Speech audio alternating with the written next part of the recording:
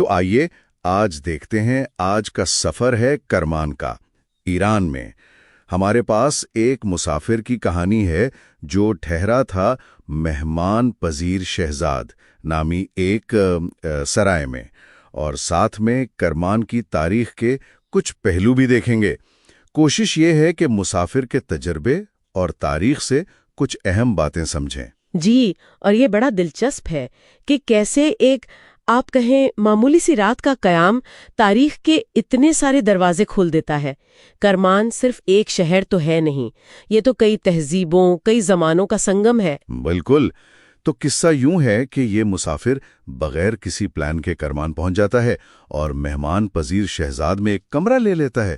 سادہ سی جگہ ہے، مگر ایک چیز فوراً نظر میں آتی ہے، جائے نماز رکھی ہے اور اس کے ساتھ مٹی کی ایک چھوٹی سی ٹکیا، سجدہ گاہ جسے کہتے ہیں۔ ہاں، سجدہ گاہ۔ اس پر لکھا تھا یا مہدی ادرکنی اور تربت کربلا۔ تو یہ مسافر کے لیے بالکل ایک نئی چیز تھی۔ اچھا، دیکھیں نا، یہ شیعہ عقیدے میں ایک اہم چیز ہے۔ سجدہ گاہ کا استعمال مستحب مانا جاتا ہے، مطلب ایک پسندیدہ عمل ہے، خاص طور پر اگر وہ کربلا کی پاک مٹی سے بنی ہو۔ نظریہ یہ ہے کہ سجدہ زمین پر یا زمین سے اگنے والی ایسی چیز پر کیا جائے جو پہنی یا کھائی نہ جاتی ہو۔ تو وقت کے ساتھ یہ ایک طرح سے یوں سمجھیں شیعہ شناخت کی علامت بھی بن گئی۔ مسافر نے تو بس اسے دیکھا، ہاتھ میں لے کر محسوس کیا، اور یہیں سے شاید ایران کے مہمان پذیر کا جو تصور ہے وہ بھی سمجھ آتا ہے۔ یہ وہ بڑے امپرسنل ہوٹل نہیں ہوتے۔ نہیں، بالکل نہیں۔ یہ تو گھر جیسے ہیں، چھوٹے مسافر خانے۔ جی، وہاں ایک اپنائیت سی محسوس ہوتی ہے، جیسے آپ کسی کے گھر ہی ٹھہرے ہوں۔ جی، اور یہی اپنائیت، یہ مہمان نوازی جو ہے، یہ تھوڑا حیران بھی کرتی ہے جب ہم دیکھتے ہیں کہ اس سرزمین نے تاریخ میں کتنے شدید واقعات دیکھے ہیں۔ یہ گرم جوشی اس مٹی میں کیسے باقی ہے جس نے اتنے زخم سہے ہیں؟ کرمان کی تاریخ واقعی بہت گہری ہے۔ جی ہاں، تاریخ اگر دیکھیں تو سن 23 ہجری یعنی بہت شروع میں ہی اسلام کرمان پہنچ گیا تھا، عبداللہ بن عامر اور دوسرے صحابہ اور کمانڈروں کے ذریعے۔ تب یہ علاقہ اسلامی دنیا کا حصہ بنا۔ صحیح، وہ ایک بالکل نیا باب تھا۔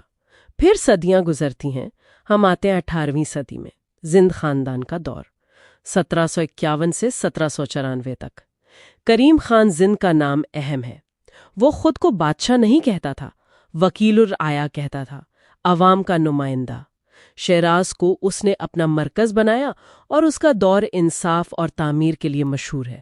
ایک مختصر مگر پرامن دور تھا وہ۔ ہاں، نادر شاہ کے بعد جو ایک افراتفری تھی، اس میں ایک سکون کا سانس جیسے، مگر پھر تاریخ کا پہیہ تو چلتا رہتا ہے۔ کریم خان کی وفات ہوئی اور اقتدار کی جنگ چھڑ گئی، اور پھر سامنے آیا آقا محمد خان قاجار۔ اور وہیں سے کرمان کے لیے ایک بہت تاریخ باب شروع ہوتا ہے۔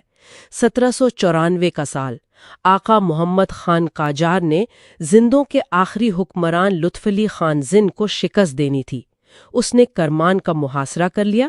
شہر کے لوگوں نے لطف علی خان کے ساتھ مل کر بڑی سخت مزاحمت کی، مگر آخرکار شہر فتح ہو گیا۔ اور اس کے بعد جو ہوا وہ تو تاریخ کا ایک بہت ہی المناک واقعہ ہے۔ روایات بتاتی ہیں کہ فاتح فوج نے بدترین انتقام لیا، ہزاروں مردوں کی آنکھیں نکال دی گئیں، اور کہا جاتا ہے کہ ان آنکھوں سے ایک مینار بنایا گیا، برج چشمہ، آنکھوں کا مینار۔ لطف علی خان زند کو بھی پکڑا گیا، اندھا کیا گیا اور پھر قتل کر دیا گیا۔ یہ ایک بہت گہرا زخم ہے کرمان کی یادداشت پر۔ واقعی یہ سوچ کر ہی دل دہل جاتا ہے۔ ایک طرف وہ چھوٹی سی سجدہ گاہ ہے، پاک مٹی، عقیدت، سکون کی علامت، اور دوسری طرف اسی شہر کی تاریخ میں یہ آنکھوں کا مینار والی بات، یہ تضاد یہ بہت شدید ہے۔ تو یہ سب ملا کر دیکھیں تو کیا بنتا ہے؟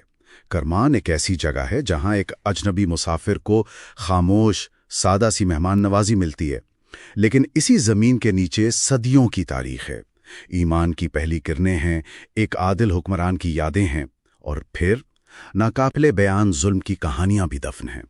شاید یہی کرمان کی اصل پہچان ہے، یہ گہرائی، یہ تضاد۔ وہ سجدہ گاہ اور وہ تاریخ، دونوں سچ ہیں، دونوں مل کر ہی اس جگہ کی تصویر مکمل کرتے ہیں۔ یہ صرف ماضی اور حال کا ٹکراؤ نہیں، شاید یہ زندگی کی، انسانیت کی، بقا کی ایک بہت پیچیدہ کہانی ہے۔